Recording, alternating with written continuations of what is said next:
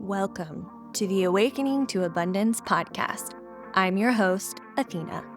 This podcast is more than a podcast, it's a transformative journey designed to help you awaken to your abundance.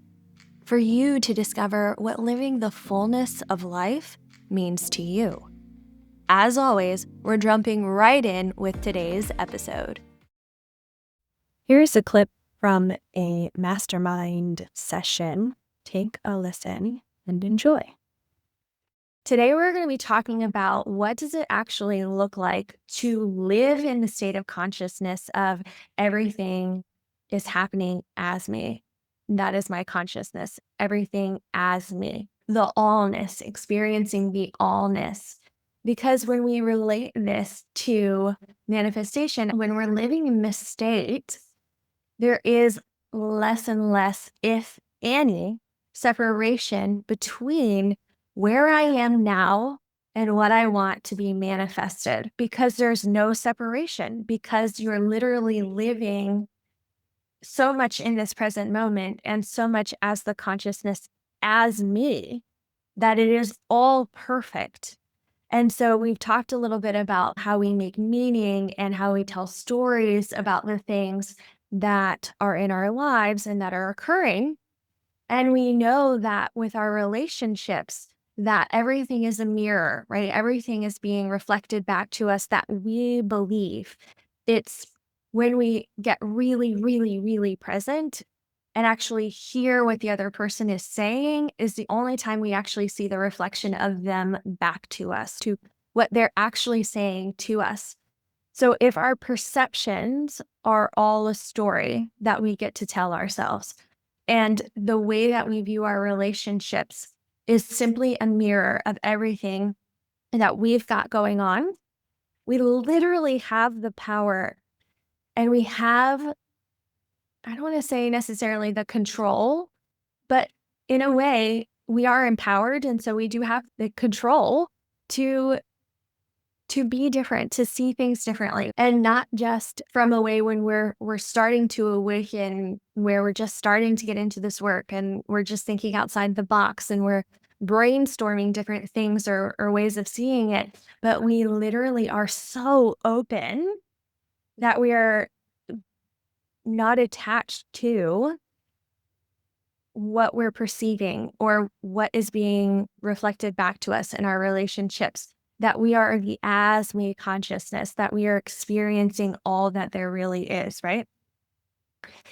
And when we think about manifestation, one of the first things that occurs when we are living in this state of being is that we know that we don't actually have to try so hard to make it clear to the universe what we want, right? We don't have to continuously be writing out affirmations or working really hard and keeping that manifestation in my mind so that way I don't forget about it. And so the universe doesn't forget about it, right? Like, we know that when you have a desire and it becomes more clear that you are just the vibrational match of that. You are the vibrational match to the asking of that desire. And so you're putting it out there. It is you. It is already you. You don't have to keep reminding the universe, right? The universe is all knowing, it's infinite intelligence, We don't have to continue to live in the state of asking, where is it? Where is it? Where is it? Separation, separation, separation, right? Because we know when we're in that state, we can't actually have it come to us. We can't have the manifestation come to us because it's still so far away. If I don't actually believe that I can have it or that I can allow it to be released into the universe and that it will be answered, if I feel the need to control it, right, and to tell the universe how it's going to come about or tell the universe, I don't see it yet, then that's not ever going to be the vibrational match, right? And so allowing ourselves to have the desire to know that like it's been put out there to the universe. And of course you can write it down and what does it look like? And you can imagine how it will be. You can do all those things, but doing it from a sense of release and a sense of, wow, like these are the emotions that I'm going to be feeling, and knowing that I'm not separate from it and that I can feel those feelings right now. And it is the same thing, right? We'll dive a little bit deeper into that as we continue this conversation. But really, as we move into different states of consciousness, we're moving into different states of allowing, and we're moving into different states of surrender. Because when we're in a state of surrender and we're in a state of allowing, when we're living in as me consciousness, then we just allow ourselves to be lived by life, to be lived by our inner consciousness, our inner being, our higher consciousness. We just allow it to move us, almost like a jellyfish in the ocean, right? To the next thing, to the next idea, to the next impulse, to the next thing that kind of just falls into our lap, to the next person who introduces us to something else. Again, we are so uninterested in the house, and we're just feeling the bliss of living the allness of life. That's big stuff. That's a different state of consciousness.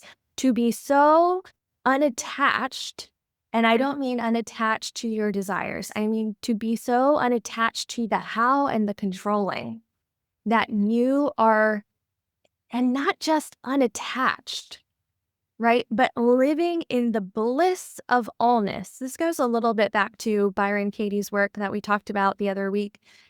It's not just about that doesn't bother me anymore. It's loving what is, loving what's in my current reality, and knowing that there is so much more, and that it will continue to unfold, and it will continue to be beautiful as our desires are instructing the universe and the molding of the actual physical, tangible manifestations coming into our existence, right?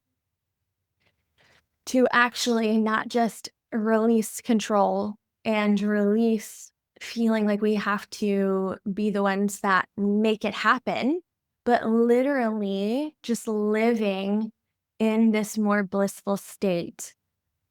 A release and surrender that doesn't even feel like a release and a surrender, but just is. It just is. You're loving what is so much, and you know that you are held so much that you're just allowing you to be lived by life. And when I say life, I mean higher consciousness, infinite intelligence, whatever you want to call it, whatever your intuition is, whatever that is, right? Thank you for listening to this podcast episode and being part of this community. I want to hear from you. Did something resonate with you in this episode? Are you experiencing awakenings or synchronicities in your life?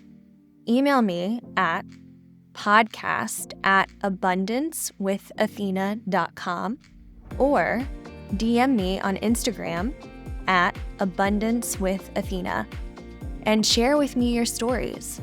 And until next time, keep awakening to the abundance that's always within you.